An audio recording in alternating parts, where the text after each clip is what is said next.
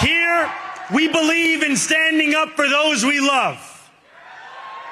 Whether you are an immigrant, a member of the trans community, one of the many black women that Donald Trump has fired from a federal job, a single mom still waiting for the cost of groceries to go down, or anyone else with their back against the wall, your struggle is ours too. And we will build a city hall that stands steadfast alongside Jewish New Yorkers and does not waver in the fight against the scourge of anti-Semitism. Where the more than 1 million Muslims know that they belong. Not just in the 5 boroughs of this city, but in the halls of power. No more will New York be a city where you can traffic in Islamophobia and win an election.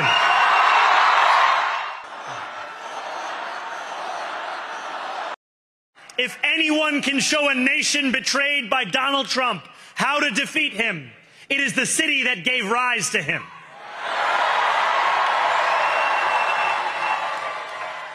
And if there is any way to terrify a despot, it is by dismantling the very conditions that allowed him to accumulate power. This is not only how we stop Trump, it's how we stop the next one. So Donald Trump, since I know you're watching, I have 4 words for you. Turn the volume up.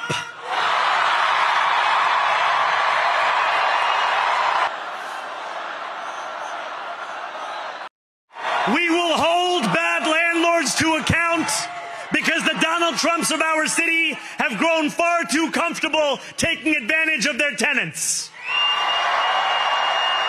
We will put an end to the culture of corruption that has allowed billionaires like Trump to evade taxation and exploit tax breaks.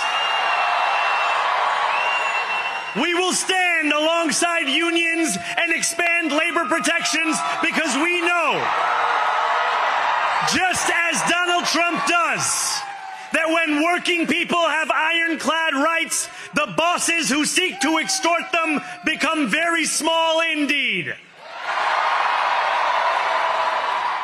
New York will remain a city of immigrants, a city built by immigrants, powered by immigrants,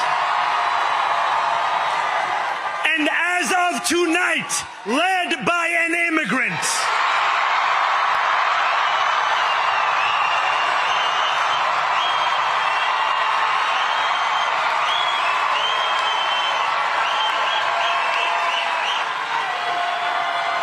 So hear me, President Trump, when I say this. To get to any of us, you will have to get through all of us.